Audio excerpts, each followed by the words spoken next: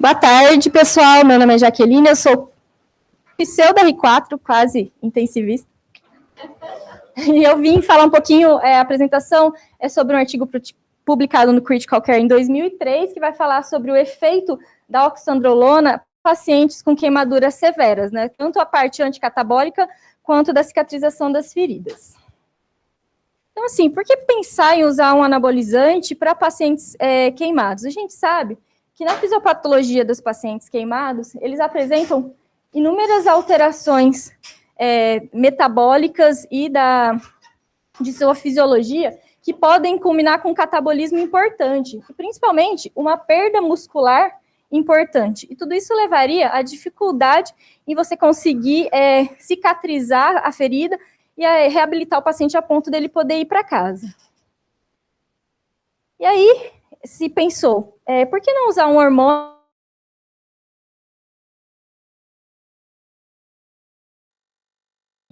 Eles tentaram usar GH, mas o GH ele tem muitos efeitos colaterais, porque ele aumenta a resistência à insulina, faz muita hiperglicemia e faz muita hipercalcemia. Então, pensaram na oxandrolona, que é um análogo aí da testosterona, né, sintético, que poderia não ter esses efeitos colaterais, mas ter os benefícios que o GH oferecia. Então, a oxandrolona ativaria os receptores androgênicos dos fibroblastos cutâneos, e isso ia fazer com que se liberasse fatores de crescimento, ia ter uma maior integração dos aminoácidos na massa magra, um menor uso dos aminoácidos como fonte de energia, e não causaria hiperglicemia e hipercalcemia como o GH. E aí, provavelmente, o paciente ficaria com esse físico aqui maravilhoso. Reconhece, professor? Maravilhoso. Tá de parabéns, amigo. Olha o tempo. E aí a pergunta...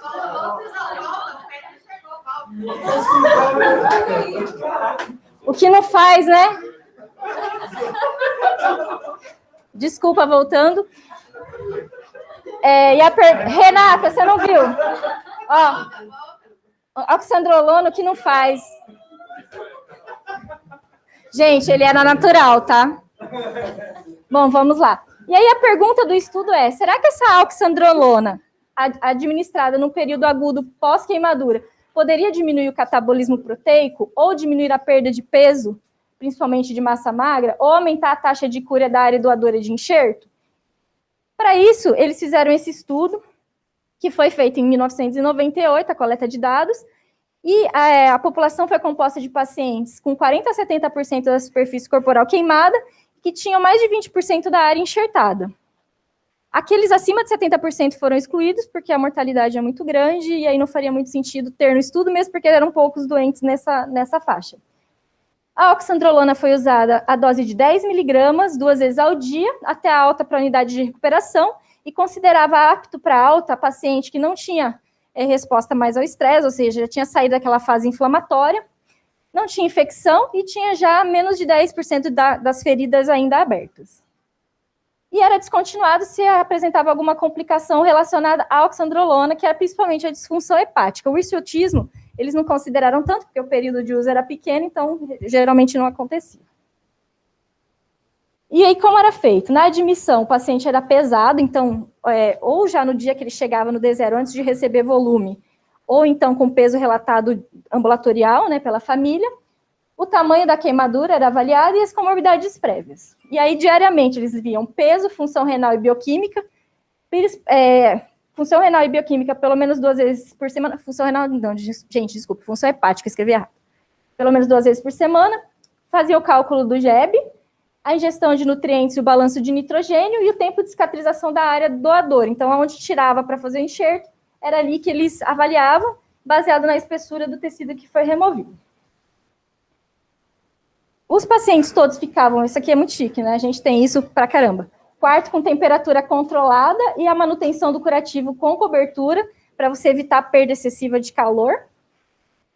Eles todos tinham água livre o suficiente para manter um estado isosmolar, isso era avaliado principalmente pela densidade urinária, que ficava em torno de 1025.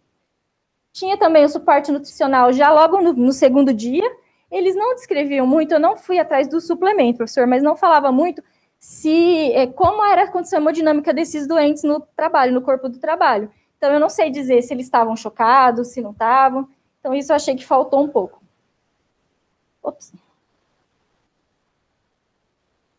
Então, esse suporte nutricional era baseado no GEB também e era corrigido pelo stress burn, que é como se fosse um coeficiente que eles fazem para calcular a meta calórica do paciente queimado, que é totalmente diferente do paciente crítico de outras doenças clínicas. Depois da primeira semana, eles faziam calorimetria indireta, e o desbridamento e enxerto já era feito a partir do terceiro dia, igualzinho aqui. E eram continuados a cada 3 a 4 dias, então era uma coisa muito mais rápida. Os resultados foram 26 pacientes, então, que tinham critérios para ser inclusos no estudo. Desses 26, somente 20 foram randomizados, então um N bem pequeno para a gente, acho que, chegar a alguma conclusão. 11 eram do grupo Oxa e 9 do grupo placebo, e todos sobreviveram. Eu achei interessante, porque uma margem de porcentagem de queimadura grande, todo mundo sobreviveu.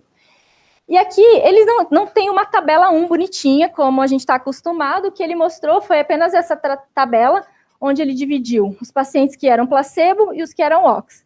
A média de idade foi em torno de 45, 49 anos. Porcentagem de queimadura foi em torno de 50% aí nos dois grupos.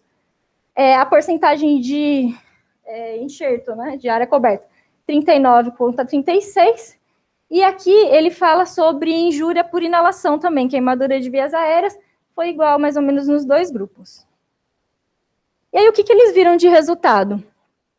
Que o gasto energético basal, ele foi alto em ambos os grupos, e usar ou não oxandrolona não mudou em nada isso, que é o que ele mostra aqui nesse gráfico. Fora isso, a perda de peso e de nitrogênio foram menores no grupo que usou a Oxa. Então, talvez porque internalizou mais esses aminoácidos que eram ofertados. Ele mostra aqui. E ele mostra aqui. Onde tem os asteriscos são onde teve um P significativamente estatístico. Nossa, estou enrolada. O tempo de internação foi menor no grupo Oxa, 35 versus 29 dias, porém é uma validade interrogada, porque era um N muito pequeno, então ele não conseguiria te dar esse dado como um valor que você pode confiar. Aqui nessa tabela, ele mostrou que o tempo de reptilização foi muito mais rápido nos pacientes que usaram o anabolizante, cerca de 30% menor. E a meta calórica foi igual nos dois grupos, não poderia ter um viés de, talvez quem usou o anabolizante comeu melhor, né, recebeu mais aporte, talvez por isso que foi melhor, mas não. Todos os dois tiveram a meta calórica alcançada em torno de 95%. Eu achei isso sensacional, porque eu acho que aqui a gente não consegue isso quase nunca. Inclusive a meta proteica também, que girou em torno de 1,6 gramas por quilo.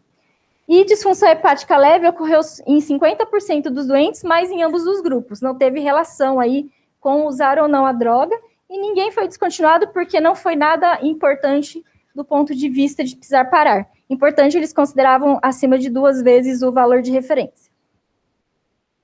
E aí a conclusão. Não sabemos se vale a pena ou não por esse estudo. A minha impressão é que não dá para dizer nada, um N muito pequeno, e que mais coisas deveriam ser feitas, visto efeitos colaterais e custos e tudo mais. É isso. Desculpa, nervoso, tá? Comunicação.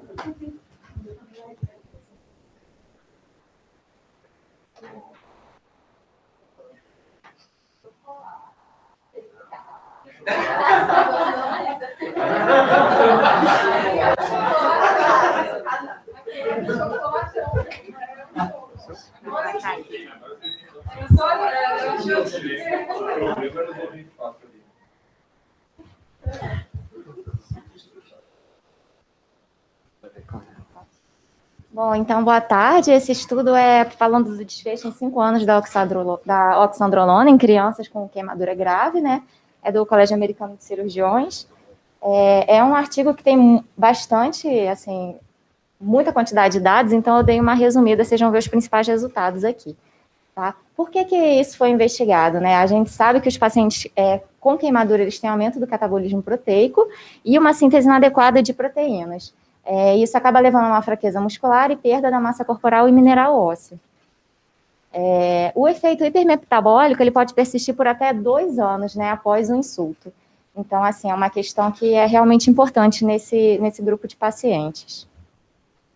Por que pensaram na oxandrolona, né? Ela tem pouca atividade virilizante quando a gente compara a testosterona, teoricamente tem uma baixa hepatotoxicidade e já é usada em crianças em outros contextos. Então, tem umas crianças com síndrome de Turner e outras síndromes que apresentam déficit de crescimento que ela já é usada. Os critérios de inclusão desse estudo, ele foi um estudo unicêntrico, feito no Texas, e eles incluíram os pacientes, né, crianças até os 18 anos de idade, tinha que ter mais de 30% de queimadura, né, da superfície, e são pacientes que tinham necessidade de pelo menos uma intervenção cirúrgica. Foram excluídos pacientes, né, em que se optava por não tratar, aqueles pacientes com uma injúria cerebral anóxica, e eles usaram algumas outras comorbidades também, como HIV, SIDA, hepatite, malignidade e diabetes. É um acompanhamento a longo prazo, né, então, enfim, eu acho que tinha que ver também quais pacientes poderiam se beneficiar, né, dessa tentativa de melhorar a massa muscular, e acho que por isso que eles excluíram tanta gente assim. No protocolo, o que eles faziam? 48 horas após a primeira cirurgia, eles faziam oxandrolona, 0,1 mg/kg/VO 2 vezes por dia, e mantinham isso por 1 ano. A avaliação era feita na admissão, durante a hospitalização, na alta, 6, 9, 12, 18 e 24 meses após a queimadura, e depois anualmente até completar 5 anos. Aqui falando um pouquinho dos resultados, esse aqui é o primeiro diagrama, né?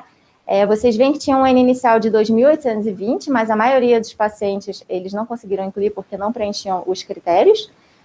Então, acabaram entrando 516 pacientes, que ficaram divididos em 152 controles, 70 de oxandrolona.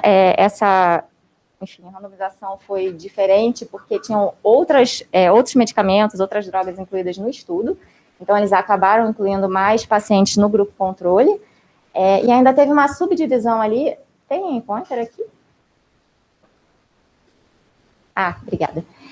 Fizeram ainda uma subdivisão aqui, que além do controle versus oxandrolona, eles fizeram um subgrupo aqui, que eram pacientes que tinham atividade física e dos que não tinham atividade física, né? Aqui é a primeira tabela para mostrar para vocês que, na verdade, não teve diferença entre os pacientes nos dois grupos, né? A gente vê a idade das crianças ali por volta de 8 anos, a maioria de meninos, pelo que eles falaram, acho que é o padrão mais comum mesmo. Enfim, 50% com lesão de inalação, não variava muito, os grupos eram muito parecidos, né, uma mortalidade ali de 9% e 4%, no grupo controle na oxandrolona, mas sem diferença estatística.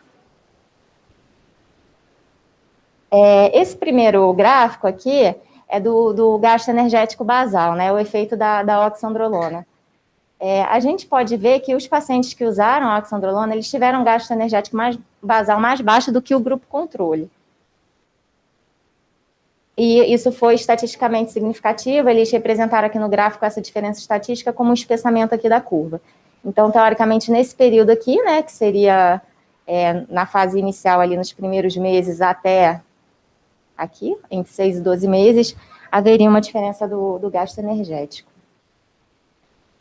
Essa tabela aqui, eles botaram para ver a distribuição do crescimento, né, na admissão, 1 e 5 anos pós-queimadura. E, na verdade, essa avaliação aqui, eles fizeram por desvio padrão. Então, mais de 2 desvio padrão abaixo da velocidade média, né, de crescimento da altura, e aqui abaixo da velocidade média do peso, do ganho de peso. E aí eles viram aqui, o que está sinalizado aqui é uma diferença aqui, nesse caso com essa cruz, né? É uma diferença versus o controle. Então, a gente vê que no grupo da oxandrolona a gente teve uma diferença aqui no primeiro e no segundo ano, né? Quanto ao ganho de altura. E aqui a gente teve uma diferença no primeiro ano quanto ao ganho de peso. Esses outros gráficos aqui, eles ilustraram, né, enfim, mudança no percentil da altura. Então, a gente vê aqui esse grupo com a bolinha escura, é o grupo controle e o grupo da oxandrolona. Então, assim, teoricamente, isso daqui em anos. Nos primeiros anos, a gente teve uma diferença na altura desses pacientes, né? Considerando o ganho ali o crescimento desses pacientes, que foi maior para o grupo da oxandrolona do que para o grupo controle. Esse aqui, eles separaram, esse gráfico B aqui, eles resolveram separar nos pacientes de 7 a 18 anos. Não sei se isso estava previsto, mas, enfim, acaba mostrando que o efeito perdurou por mais tempo, né? Não sei se realmente estava previsto fazer essa análise. Aqui é um outro gráfico, nesse caso aqui eles compararam a densidade mineral óssea, que foi um dos outros objetivos do estudo. E aqui é a mesma representação com espessamento indicando diferença estatística, e a gente vê que o grupo da oxandrolona teve uma maior densidade mineral óssea considerado com placebo. Tá? E aqui de massa corporal, a gente vê que os grupos se cruzam, não chegou a ter uma diferença importante, se eu não me engano o p-valor aqui acho que era de 0,06. Ficou bem próximo aí de uma significância, talvez nessa parte aqui, mas não teve diferença observada. Quando eles avaliam o subgrupo de oxandrolona com atividade física, a gente vê aqui uma diferença de força muscular também no grupo da oxandrolona, né, em comparação com o controle, especificamente nesses dois time points aqui. E de massa corporal também parece haver uma diferença aqui quando você associa a atividade física, essa diferença que não foi vista anteriormente no outro gráfico, né? Eles fizeram algumas medidas também de débito cardíaco, frequência cardíaca, enfim, foram alguns registros que eles fizeram, e eles puderam observar que teve uma mudança aqui de débito cardíaco, o grupo da oxandrolona teve um débito que diminuiu com relação à alta ao longo do tempo, então, na verdade, esse asterisco aqui é comparando com o controle, e teve uma alteração de frequência cardíaca também. Aí eu vou discutir isso mais à frente. Uma das teorias, enfim, deles acharem o efeito que eles viram da oxandrolona seria talvez associado a essa alteração de débito, né? Eles dosaram vários hormônios, dosaram, enfim, enzimas de lesão hepática, provas de função hepática, dosaram muita coisa mesmo, assim, acho que tem uns 40 gráficos, assim, umas duas figuras. E, na verdade, o que eu queria falar, assim, para chamar mais atenção, esse gráfico aqui do IGF-1, que foi visto que o grupo que recebeu oxandrolona tinha um nível de IGF-1 mais alto do que o grupo controle, isso uma diferença que se permaneceu aí ao longo do tempo. E que talvez poderia ser uma das explicações para os efeitos observados, a gente não sabe. Quanto à questão hepática, eu não botei aqui, ia ficar muito dado, mas o que foi visto no início, aqui, nos primeiros meses, tinha uma diferença de bilirrubina entre os grupos, mas é uma diferença que tende a sumir ao longo do tempo. Isso é uma coisa até que eles comentam que não foi visto um efeito importante da oxandrolona no fígado, né? Então, assim, foi um estudo para avaliar também a segurança, né, da droga. Não foram notados sinais de virilização, de acordo com o relato deles.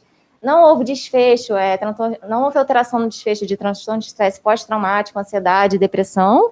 E função hepática também não houve uma alteração que eles considerassem importante. Eu acho que aí, para a discussão, por que a gente observou esses efeitos, né? Seria por uma diminuição do metabolismo por redução do débito cardíaco? É uma das possibilidades. Mas acho que isso tudo são perguntas, né? A gente não tem resposta, eu acredito, para nada. Teve melhora da densidade mineral óssea e da velocidade de crescimento por conta do aumento de GF1? É uma outra possibilidade. A minha conclusão desse artigo, né, é que tem um racional para o uso da oxandrolona, faz sentido, mas foi um estudo unicêntrico, com N pequeno, eu acho que não dá para a gente tirar conclusão nenhuma dele, e, enfim, a gente vê agora a discussão dos outros artigos, né? É isso.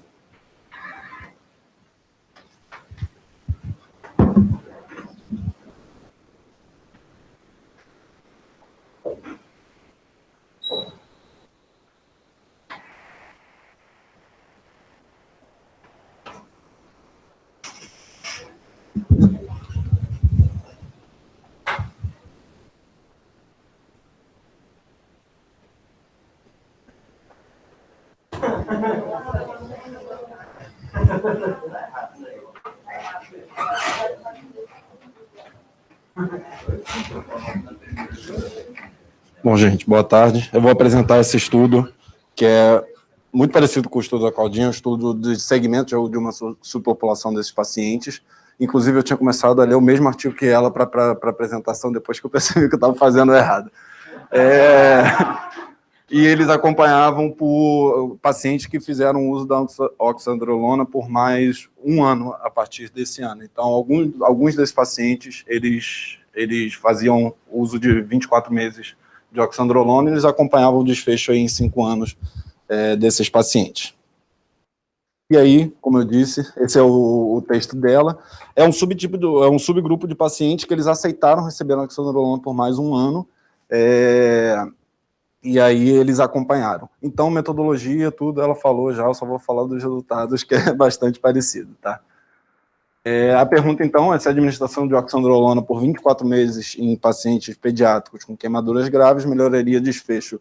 E aqui ele avaliou mais o conteúdo mineral ósseo, a densidade mineral óssea e o crescimento, não analisou tantas coisas quanto no texto da Claudinha. População, então, pacientes menores de 18 anos, com maior de 30% da superfície da queimada, corpórea queimada, que foram submetidos à cirurgia. E os critérios de exclusão, os mesmos. Anóxia cerebral, HIV, AIDS, hepatite, diabetes, malignidade há mais de 5 anos, ou futilidade terapêutica em pacientes muito graves. E a intervenção? Ele fazia uso, a partir da primeira cirurgia, de oxandrolona 0,1 mg por quilo 2 vezes por dia, mais o cuidado habitual, mantinha a oxandrolona por 2 anos, e o cuidado habitual, ele definia como é que era a ressuscitação volêmica, mobilização, suporte nutricional, era tudo protocolado para ser igual entre os dois grupos. E o que ele avaliou mais nesse estudo? As medidas antropométricas, principalmente o crescimento, fazia a densitometria de todos os pacientes para ver o conteúdo mineral ósseo e a densidade do corpo inteiro e da coluna lombar, a idade óssea fazia raio-x de mão e joelho e alguns marcadores, biomarcadores aí. Análise estatística. Os dados demográficos eles mostraram mediana e desvio padrão, dado de frequência em porcentagem, e faziam essa curva de Loss, que são aquelas curvas que a gente viu, que a Claudinha mostrou, para fazer a plotagem de dados contínuos ao longo do tempo. E os dados categóricos eram corrigidos pelo Q². E aí, mais nos resultados, o flowchart muito parecido com o que ela mostrou, mas a gente observa que aqui, os pacientes que receberam oxandrolona por mais do que 12 meses foram apenas 35 pacientes, um número bastante reduzido. E eu só acho importante ressaltar que era mais do que 12 meses, a mediana foram 16 meses de tratamento. A tabela 1, mostrando aqui pacientes entre 7 e 8 anos de idade, principalmente homens. Eu achei interessante serem basicamente pacientes hispânicos, apesar de ser um estudo feito no Texas. Tem um desbalanço numérico aqui entre adesão por inalação, mas que não se refletiu. E a mortalidade baixa. Aqui, o conteúdo mineral ósseo total em pacientes de 0 a 18 anos, a gente observa que houve uma abertura da curva, mas que ela só passou a ser ter a significância estatística a partir de mais ou menos 4 anos e meio, né? Que é quando a linha fica mais grossa aqui. No próximo slide, a gente vê a mesma variável, o conteúdo mineral ósseo total, no subgrupo de pacientes de 7 a 18 anos, que são pacientes que estão numa fase de crescimento mais pronunciada, e a gente vê que esse efeito antecipado torna-se estatisticamente significante a partir dos 4 anos. Aqui a densidade mineral óssea, eu só selecionei esse gráfico nos pacientes de 7 a 18 anos, porque no outro não tinha nenhuma significância. A partir dos 2 anos, a densidade mineral óssea nos pacientes que receberam oxandrolona já tinha uma diferença aí para os pacientes que não receberam.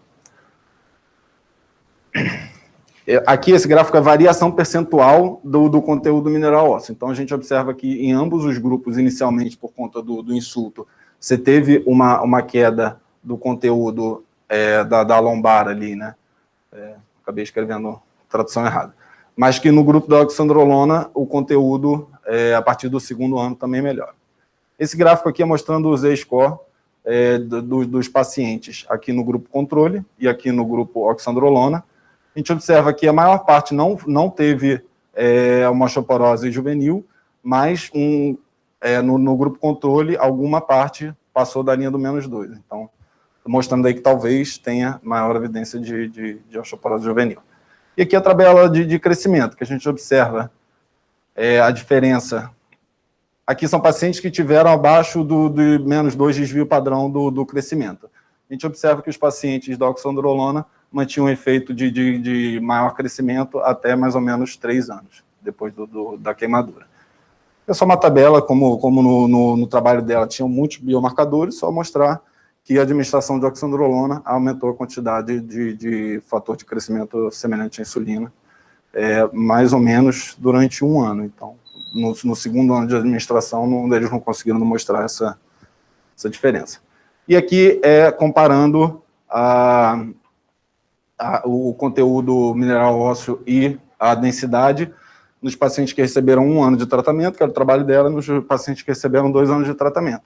E a gente observa que parece que no longo prazo esse efeito se mantém durante algum tempo. Então, a oxandrolona, por esse estudo, melhora o crescimento, a densidade mineral óssea, o conteúdo mineral ósseo lombar e o conteúdo mineral ósseo corporal total e diminui a chance de osteoporose pediátrica. E aí só algumas críticas ao estudo, né? São poucos pacientes, 35 pacientes só no total, é um estudo unicêntrico.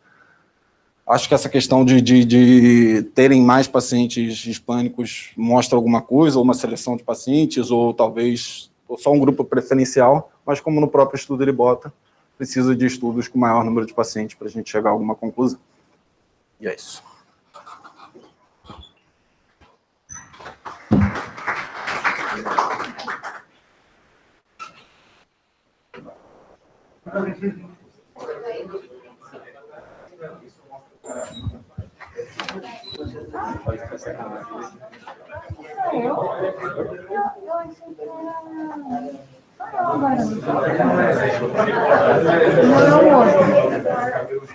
Eu lembro que o Rodrigo era o último. Eu é Petacurso ou Oxandrolona? Ah, não. Será que tá aqui, ó?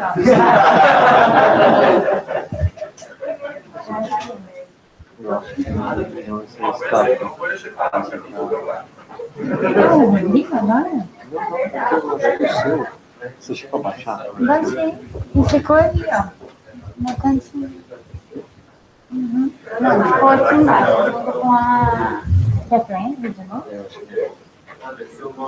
Manda ver. Não pode. Ah, ele estava aqui. Olha, eu tô aí.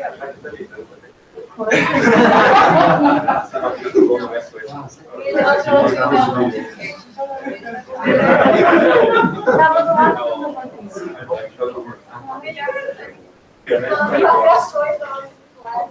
Ele já.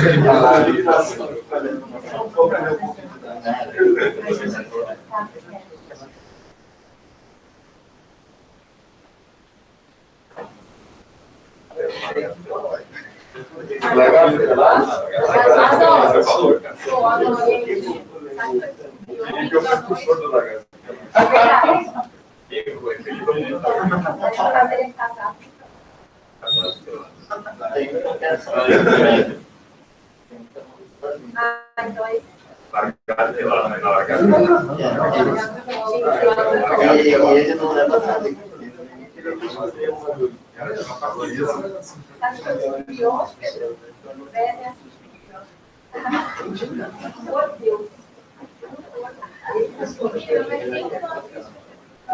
Gente, depois eu... Não, eu não assisto assim. Eu não assisto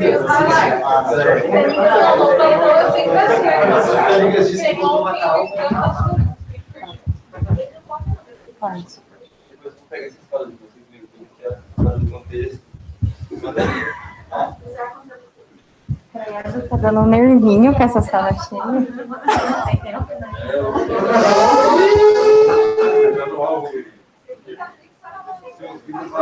Contei que nem eu sei disso.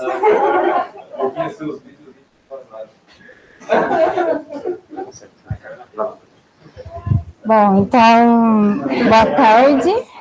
Desculpa essa enrolação. Eu vou apresentar, então, sobre a forma Petyakutia, esse artigo que foi publicado em 2013, é um artigo multicêntrico, que fala sobre o uso da oxandrolona na úlcera por pressão. Então, sabe-se que a úlcera por pressão, ela é uma entidade que gera elevados custos para a saúde e, ainda assim, existe poucos estudos referentes ao cuidado de medidas adjuvantes. E sabe-se que a úlcera por pressão, ela pode elevar muito a mortalidade e a morbidade de pacientes que apresentam algum tipo de afecção da coluna espinhal. Ixi. Então, os esteroides anabolizantes, eles são derivados da testosterona e eles são aprovados pelo FDA para uso em algumas situações, como já foram citadas. Então, o objetivo desse estudo foi avaliar o uso da oxandrolona no tratamento adjuvante da úlcera por pressão em pacientes que tinham essas comorbidades na coluna espinhal. Então, foi um ensaio clínico multicêntrico, randomizado, em que pacientes, profissionais da saúde, pesquisadores e estatísticos não conheciam qual grupo era qual, e ele foi de agosto de 2005 a novembro de 2008. O desenho do estudo inicialmente baseou na seleção dos pacientes, numa triagem prévia, e depois no tratamento, e ao longo de 28 dias, identificavam pacientes que tinham úlcera com difícil cicatrização, que era caracterizada por essa que não tinha uma cicatrização superior a 30% nesse período. Então, ao longo do estudo foi avaliado o período, a cicatrização, ou 24 semanas, o que acontecia primeiro. Havia uma avaliação semanal durante o tratamento, depois avaliação em 4 e 8 semanas após o tratamento, e exames laboratoriais eram repetidos com frequência. Então, o objetivo do estudo foi avaliar o uso da oxandrolona em úlceras já em estágios avançados, 3 e 4, naqueles pacientes que tinham a úlcera principalmente na região pélvica e que apresentavam comorbidades da coluna espinhal. Então, eram pacientes de ambos os gêneros, acima de 18 anos, que apresentavam úlcera por pressão já avançada e que fossem passíveis de ser recrutados para o estudo. A intervenção era, então, oxandrolona 10 miligramas, mais o tratamento padrão. O placebo era uma composição de magnésio, também associada ao tratamento padrão, que aí inclui todos os cuidados que a gente já está acostumado, com limpeza da ferida, mudança de decúbito. E o desfecho primário era avaliar o percentual de pacientes que apresentavam cicatrização em 24 semanas. Então, para um poder de 85%, foi calculado 400 participantes. As variáveis categóricas foram apresentadas por intervalo de confiança. As variáveis contínuas foram avaliadas por o teste T. A comparação entre os dois grupos quanto à cicatrização da úlcera, ela foi avaliada pelo teste Q quadrado, e esse teste que eu não sei falar o nome. E os modelos lineares, eles generalizados, eles foram avaliados para variáveis como aumento de peso ou aumento da pré-albumina. Então, o estudo inicialmente de 190 possíveis participantes, 779 eles foram elegíveis, e apenas 212 foram randomizados, sendo 108 para o grupo da oxandrolona e 104 para o grupo placebo. Então, as características basais eram muito semelhantes dos dois grupos, assim como as características da úlcera e as características de comorbidades como doenças cardiovasculares ou vasculares periféricas, o tabagismo. Então, nesse sentido, foi bem semelhante. Quanto ao desfecho primário, que era a porcentagem de pacientes que fechavam a úlcera por completo ao longo de 24 semanas, viu que a diferença absoluta de risco foi menos 5,7, com um intervalo de confiança de menos 17 a 6, e não foi significativo. Assim como o desfecho secundário, em que avaliava a manutenção da cicatrização após 8 semanas do tratamento, não houve diferença, não teve significância estatística. E o outro desfecho secundário, que era a cicatrização superior a 30% da úlcera com 4 semanas de tratamento, também não teve significância estatística. Aqui é a tabela que mostra a segurança, mostrando que nos dois houveram alguns eventos adversos, mas os eventos associados diretamente à medicação foi identificado no grupo da oxandrolona, e isso foi um motivo de descontinuar o tratamento, principalmente relacionado à alteração de enzimas hepáticas. Em relação a exames como hematócrito, hemoglobina, função hepática, principalmente eles falam gama-GT, eles eram repetidos ao longo desse tratamento e não houve diferença entre os dois grupos.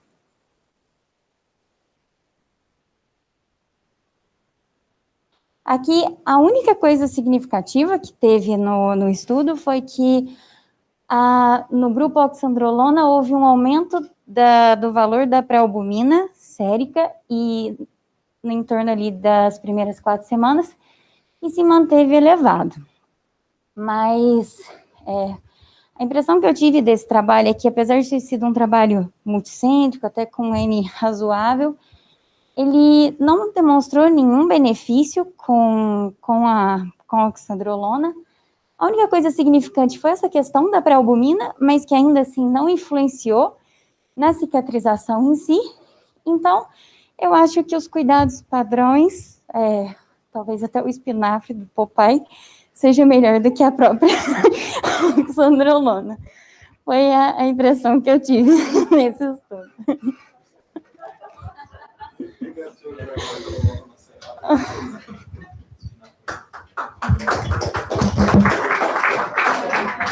Obrigado.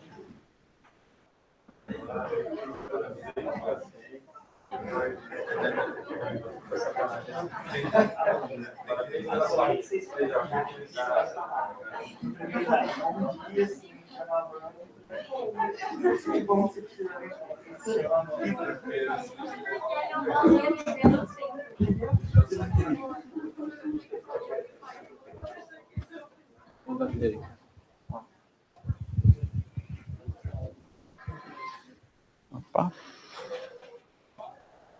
Bom, então, para fechar, o que eu vou apresentar é uma revisão da Cochrane, que tinha o objetivo de pesquisar trabalhos aí que investigassem o efeito de esteroides anabólicos na cicatrização de úlceras de pressão. Trabalho publicado aqui em 2017, que vai na mesma linha desse trabalho que a Amanda apresentou. Então, como background, as úlceras de pressão, como a gente já falou, são um problema médico bastante comum, principalmente nos acamados e cadeirantes. A gente sabe que a perda de peso e depressão proteica pioram a cicatrização, e nesse racional é que vem a ideia de fazer a oxandrolona para esses pacientes, já que existe um alto custo financeiro, humano, e além disso um sofrimento aí não tangível. O tratamento usual é com distribuição de peso, curativo, debridamento, antibiótico, antisséptico, suporte nutricional. Mas, como a gente estava falando em relação à desnutrição desses pacientes, pode ser interessante o uso aqui de um esteroide anabólico para tentar melhorar essa cicatrização, mas assumindo aí um risco hepático, cardiovascular e cerebral já bem conhecidos. Nesse estudo, março de 2017, 2 revisores independentes pesquisaram aí por título e abstract em base de dados sobre esse tema, pesquisando RCTs, comparando esteroides com outros tratamentos para úlcera de pressão. As bases que esses pesquisadores consultaram estão todas aqui abaixo. Eles viam RCTs publicados ou não, mas não podiam ser trabalhos visando prevenção, somente tratamento. Foram incluídos trabalhos contendo pacientes com qualquer grau de úlcera de pressão, de instituições, idades diferentes e condições de base diferentes. Excluíram somente pacientes aí, trabalhos envolvendo pacientes com corticoides, imunossupressores, QT ou radioterapia. Para tentar quantificar de alguma forma aí, o viés desses trabalhos, eles usaram essa metodologia aqui, GRADE, que é uma sigla, mas que vai tentar quantificar o quanto existe de risco de ter viés nesses trabalhos. Tá? Então, vieses de randomização, de seleção, se eram cegados ou não, se eram adequadamente cegados aí os trabalhos, se os dados estavam todos completos, eles podiam aí entrar em contato com o pesquisador para checar se tivesse alguma dúvida, viés de seleção também era pesquisado, ou algum outro tipo de viés que eles pudessem identificar aí nessa avaliação. Passando por esses crivos todos, eles chegaram à conclusão que realmente só um estudo seria elegível. Então, foi uma revisão que acabou ficando com um único estudo. E talvez dê um pouco de déjà vu agora, porque o único estudo é justamente o estudo que a Amandinha acabou de apresentar. Certo? Que é esse estudo da oxandrolona, no Veterans Affairs. Então, eram 16 centros médicos aí, militares, voltados para o tratamento de pacientes lesados medulares. Foram, como ela disse, randomizados 212 pacientes, úlceras de pressão grau 3 ou 4, para usar oxandrolona, 20 mg por dia, naquela mesma dose dos outros trabalhos, 10 de 12 em 12, até resolução da úlcera ou 24 semanas. Não vou me prender muito nisso, mas o desfecho primário era exatamente aí o que ela falou, a resolução da úlcera nessas 24 semanas. Em relação à tabela 1, o único dado que eu vou me prender aqui um pouquinho mais é que chama atenção a quantidade de homens no estudo. É um estudo basicamente composto por homens. Tinham 2 mulheres no grupo oxandrolona e ninguém mais. Mas talvez faça algum sentido, já que se for ver onde ele foi feito. Em relação aos desfechos, o desfecho primário, a cicatrização da úlcera, a gente realmente não tem nada com significância estatística aqui para afirmar que a oxandrolona tem ou não um bom efeito na cicatrização dessas úlceras. Em relação aos desfechos secundários, eventos adversos mais graves, também não é possível afirmar nada a respeito. Inclusive, eles parecem ter sido mais frequentes no grupo placebo. Já em relação a eventos adversos aí não graves, os eventos adversos mais leves, parece ter acontecido um pouquinho mais no grupo oxandrolona. Aqui foi possível atingir a significância estatística, mas lembrando que dentro desse grupo aqui de eventos adversos mais leves, tem também as alterações laboratoriais, que é o que de fato aconteceu mais aqui, a elevação de enzimas hepáticas. E além disso, trombose venosa profunda. Foi isso que a gente teve de diferença aí entre os grupos. Então, um trabalho que ele até chegou a ser interrompido precocemente por, aparentemente, ineficácia aí da proposta. Um trabalho que claramente tem um predomínio masculino, então fica um pouco mais difícil de extrapolar o que a gente tem aqui de informação. Como tem um único trabalho, a gente não tem nenhum relato de alguma medida em relação à dor, tempo de internação, redução da área, custos ou qualidade de vida para poder afirmar se é uma boa intervenção ou não. Como é um grupo aí de pacientes muito específico, difícil extrapolar isso para a nossa população em geral, que vai ter bastante mulher, paciente mais idoso, paciente com doenças crônicas. Então, vai nessa linha de que realmente não dá para afirmar muita coisa, que mais estudos aí seriam necessários para, se a gente quiser achar que vale a pena ir mais a fundo na chance dessa intervenção beneficiar os pacientes. É isso.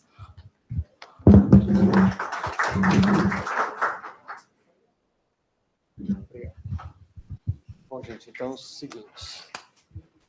A gente não comentou nada no começo, mas a ideia era focar no uso dos esteroides aí na recuperação, basicamente, dos pacientes. Essa foi uma questão que a Jaque levantou aí algum tempo atrás. E, assim, na verdade, o que a gente tem de estudos que acho que dá para a gente trazer para o dia a dia são esses daí, tá? Então, se alguém perguntar para vocês assim, olha, assim, vamos começar a discussão de jeito diferente. Se alguém perguntar para vocês assim, vale a pena usar oxandrolona num doente crônico, o que vocês responderiam? Como que vocês abstrairiam o que vocês viram agora para trazer para a beira-leito para responder essa pergunta?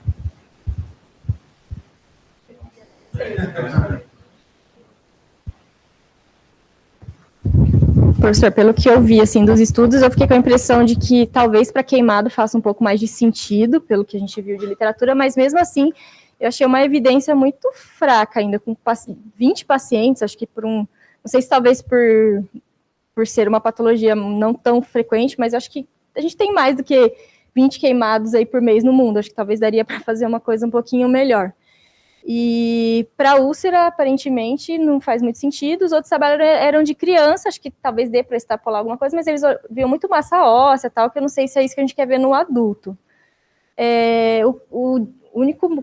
A única vez que eu vi usar foi na questão assim, do Covid, um paciente que era oncológico, então ele tinha uma caquexia oncológica importante, e para esse grupo de pacientes talvez faça um pouco mais de sentido também. A gente não discutiu nada aqui, mas o pessoal da oncologia às vezes usa. E para esse doente funcionou, mas eu acho que talvez foi uma coisa muito particular, foi bem indicado até pelo Dr. Daniel, no contexto lá da doença oncológica, e na reabilitação do Covid, o paciente que ficou muito emagrecido. Mas eu não sei se eu teria, em questão de custo, eu realmente não sei quanto custa. As pessoas que usam aí oxandrolona, sabe me dizer?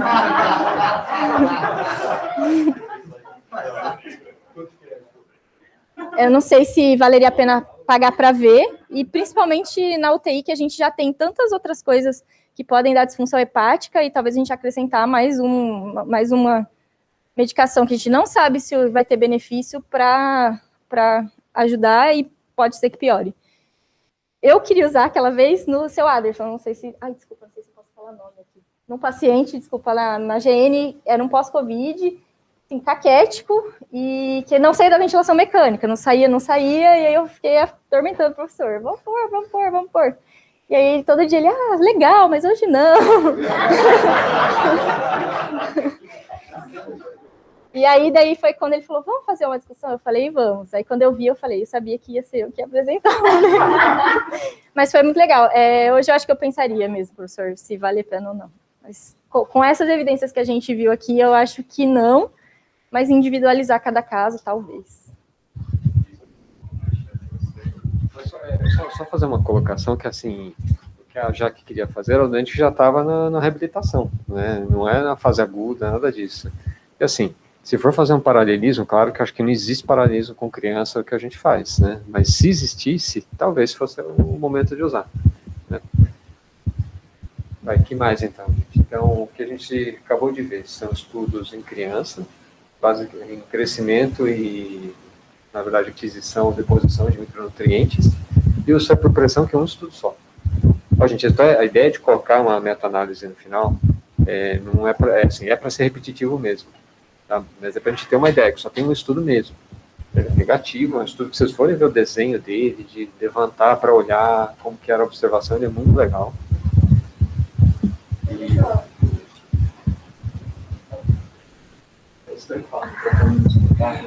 Eu fiquei com uma dúvida do estudo do Rodrigo, na verdade, é porque eu não sabia que isso era possível mesmo, fazer uma meta-análise de um estudo só. Isso acrescenta alguma coisa em relação, tipo, a ler o estudo? É porque eu não sei mesmo, nunca tinha visto. Não, isso é uma colocação interessante. Mas, Cláudio, veja que tem alguns detalhes que não apareceram no texto, que apareceram na meta-análise. Porque, em geral, quando você faz a meta-análise, você desenha, que nem o Bruno falou, vocês desenham lá, eu quero também saber eventos colaterais. Aí você vai lá e procura uma coisa específica nos eventos colaterais. Por exemplo, eu quero saber da fosfatase alcalina, que se tinha ou não tinha. Aí você vai atrás do autor, escreve para ele, capta esses dados e publica na meta-análise. Então, assim, em geral, a meta-análise, ela traz alguma coisa adicional. Tá? Só lembrar que isso faz parte da meta-análise, você entrar em contato com os autores para complementar o que você quer. Né?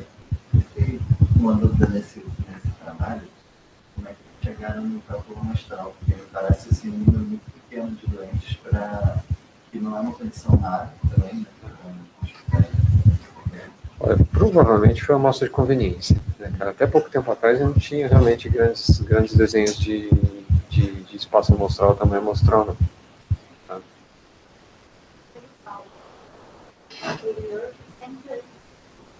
Tinha uma expectativa.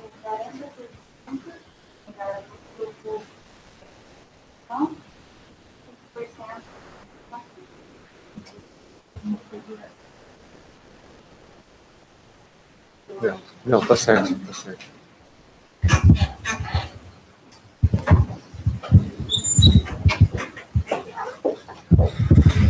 Então, isso só uma coisa que eu estava pensando. Assim.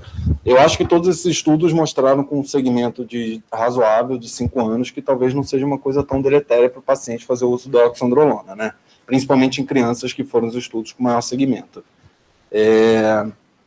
Uma coisa que eu reparei no estudo da Cláudia foi que massa magra foi uma coisa que melhorou bastante entre os doentes. Então, eu não sei se, na verdade, a gente está fazendo a pergunta errada em relação à oxandrolona, se a gente deveria incluir desfechos a longo prazo, de funcionalidade, que talvez tivesse alguma alteração sem o evento adverso, que era uma coisa que preocupava, né? Assim, só para colocar algo a mais ali no que o Felipe falou, lembrar que, assim, muitas vezes que nem o que a Jaque propôs era um doente com um desame difícil, né? Que falhou uma vez, virou um desame persistente, desame difícil depois. E, assim, é uma situação específica. Essa é uma resposta que, assim, a gente não tem.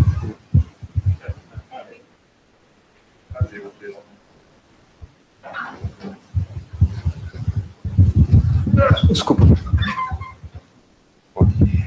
Chefe, na minha visão, eu não cheguei a trazer o texto, mas assim, tem um texto que ele fica se repetindo toda vez que você vai ler sobre desame difícil uso de anabolizante, que é um texto em DPOC, em pacientes ambulatoriais, assim, não consegui achar, pelo menos nenhum texto fixo de pacientes com desmame difícil você usar anabolizante para esse paciente. E eles usam bastante esse DPOC, eles se baseiam as recomendações nesse texto, que ele sempre se repete. Depois eu até posso, sei lá, mandar aí, e é um texto bem melhora, realmente, em DPOC e ambulatorial. Então, não sei se, para desmame difícil, não sei se tem alguma coisa. Se tem alguma coisa. Assim, na UTI a gente não vai ter, cara. Isso acho que precisa começar do zero, isso. Não, e o que eu acho também é o seguinte, que eu vi, teoricamente, para você ter um bom aproveitamento da oxandrolona, você tem que estar com status nutricional adequado. E a gente sabe que nos nossos doentes, pelo menos, é dificílimo a gente conseguir.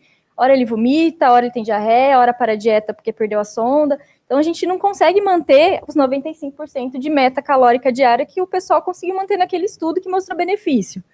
Pelo menos não aqui. Eu não sei se, talvez, em hospitais particulares, vocês que já trabalharam em hospitais com acreditação e tal, se isso é um pouco diferente. Então, talvez não faça tanta diferença também para a gente nesse sentido, né? Que a gente vai dar um negócio que é a energia, mas sem o substrato para formar a massa magra. Então, não sei se mudaria alguma coisa. A gente lembra que, assim, é a história do exercício também, né? Não adianta a gente dar tudo que o doente precisa de micronutrientes acreditando que ele vai incorporar, por exemplo, nitrogênio e não fazer o principal, que talvez seja ele usar a musculatura.